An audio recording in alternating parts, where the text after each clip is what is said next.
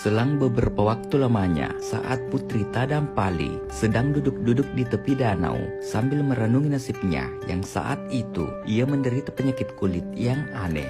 Tanpa disadarinya, seekor kerbau buleng mendekati dan menjilat kulitnya.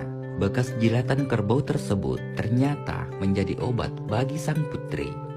Tidak diketahui sejarah dari cerita ini, namun cerita rakyat ini telah lama berkembang, terutama di daerah Wajo, Sulawesi Selatan. Konon kabarnya, cerita ini merupakan asal mula berkembangnya kepercayaan sebagian masyarakat Bugis bahwa mereka tidak diperbolehkan memakan kerbau yang memiliki motif belang karena dianggap telah berjasa. Cerita ini mengisahkan tentang seorang putri yang bernama Putri Tadampali dari daerah Luwu, Sulawesi Selatan. Putri Tadampali adalah anak Datu Luwu yang bernama Labusatana Datu Maongge. Beliau memerintah dengan arif dan bijaksana. Masyarakatnya hidup dalam keadaan sejahtera, aman, dan tentram. Putri Tadampali memiliki wajah yang rupawan, bahkan terdengar hingga ke daerah Bone yang letaknya cukup jauh dari Luwu. Raja Bone pun mengetahui kabar kecantikan Putri Tadampali hingga berniat mengawinkan anaknya dengan sang putri. Dia pun mengutus beberapa orang sebagai duta menemui Datu Luwu untuk melamar Putri Tadampali. Adanya lamaran tersebut membuat Datu Luwu merasa bimbang karena di dalam adatnya tidak diperbolehkan seorang gadis Luwu menikah dengan orang yang tidak sekampung dengannya. Akan tetapi, jika dia menolak pinangan tersebut, dia khawatir terjadi pertumpahan darah yang tidak diinginkan dan rakyatnya lah yang akan menjadi korban. Pada akhirnya, dia memutuskan untuk menerima lamaran tersebut. Malang niang nasib Putri Tadampali karena tak disangka, tiba-tiba dia menderita sakit kulit yang aneh. Tubuhnya mengeluarkan cairan kental yang menjijikkan dan bau tidak sedap.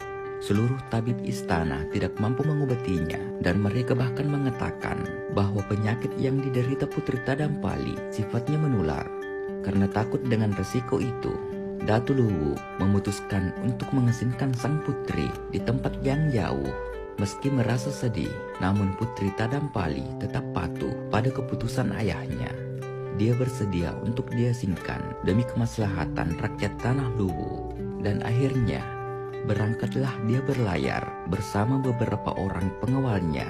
Sebelum berangkat, ayahnya menitipkan sebilah keris sebagai tanda bahwa dia tidak membuang anaknya. Setelah Putri Tadampali berlayar hingga berbulan-bulan tanpa tujuan yang pasti, mereka kemudian menemukan daratan.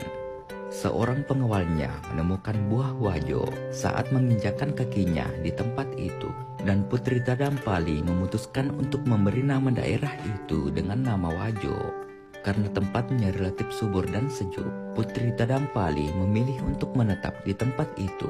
Mereka berusaha dan terus bekerja keras di dalam membangun kehidupan di pemukiman baru tersebut. Selang beberapa waktu lamanya, saat Putri Tadampali sedang duduk-duduk di tepi danau, tanpa disadarinya seekor kerbau buleng mendekati dan menjilat kulitnya. Pada awalnya, dia ingin mengusirnya, akan tetapi kerbau tersebut tampak jinak. Dia kemudian membiarkan dirinya dijilat oleh kerbau itu. Tanpa diduga, bekas jilatan kerbau tersebut ternyata menjadi obat bagi sang putri. Kulitnya menjadi bersih dan halus kembali. Putri Tadampali sangat bersyukur kepada Dewata, Tuhan Yang Maha Esa, atas peristiwa tersebut. Sebagai bentuk penghargaannya kepada kerbau putih atau kerbau buleng, Putri Tadampali memerintahkan kepada seluruh pengawalnya untuk tidak menyembelih apalagi memakan kerbau putih. Permintaan itu masih tetap diikuti oleh masyarakat Wajo sampai sekarang. Pada suatu hari, putra mahkota Bone pergi berburu bersama Andre Guru Pakanyarang, panglima kerajaan Bone, dan beberapa pengawalnya. Dia berburu terlalu jauh, sehingga tanpa sadar terpisah dari rombongannya. Sehingga malam tiba, dia tidak juga menemukan para pengawalnya. Dia menjadi semakin gelisah dan tidak dapat memejamkan mata. Dari kejauhan, dia melihat seberkas sinar dan memberanikan diri untuk mendekati sumber cahaya tersebut. Sesampainya di sana, dia terkejut karena mendapati seorang putri yang cantik jelita. Mereka pun berkenalan dan tak lama menjadi akrab satu sama lain. Karena sudah terlanjur jatuh hati, sekembalinya ke negeri asalnya, putra mahkota menjadi sering termenung. Ingatannya terus tertuju pada Putri Tadampali. Melihat gelagat putra mahkota, maka Andre Guru Pakanyarang menceritakan perihal tersebut kepada Raja Bone. Raja Bone menerima usul dari Andre Guru Pakanyarang untuk melamarkan Putri Tadampali. Sesampainya utusan yang hendak meminang di daerah Wajo, Putri Tadampali menyerahkan sebilah keris yang dulu diberikan oleh ayahnya. Selanjutnya Putri Tadampali meminta kepada mereka menemui Datu Luwu dan mengatakan jika Datu Luwu menerima keris itu dengan baik, berarti pinangan diterima. Putra mahkota Bone berangkat sendirian menemui Datu Luwu dan sesampainya di sana diceritakanlah semua kejadian yang dialaminya, termasuk niatnya untuk memperistri Putri Tadampali.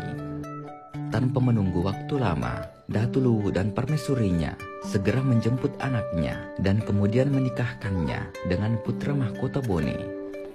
Pernikahan mereka dilangsungkan di Wajo dan beberapa tahun kemudian putra mahkota diangkat menjadi raja. Mungkin cukup untuk konten kali ini membahas tentang Putri Tadampali. Semoga bermanfaat. Jika ada kesalahan mohon dimaafkan. Tetap ikuti konten-konten kami selanjutnya di channel Mungkar. Mari berwisata sejarah dan budaya. Wassalamualaikum warahmatullahi wabarakatuh.